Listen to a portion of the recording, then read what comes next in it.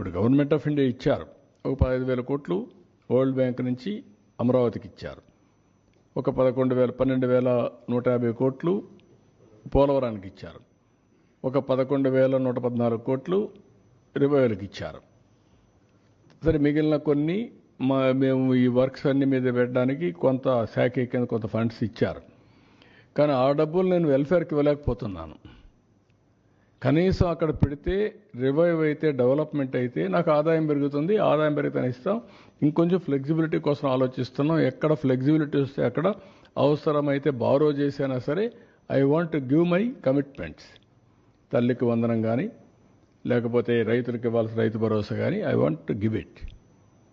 ఏది రైతు అయినా అవస్థపడాలి, గవర్నమెంట్ అయినా అవస్థపడాలి. నాకు ఫ్లెక్సిబిలిటీ ఉంటే నేను అవస్థ తీసుకోవడానికి సిద్ధంగా ఉన్నా. I will give it. ఆ ప్రయత్నంలోనే అనునిత్యం ఉన్నాం. మా డిపార్ట్మెంట్కి అదే చెప్పాం. They are also doing same exercise.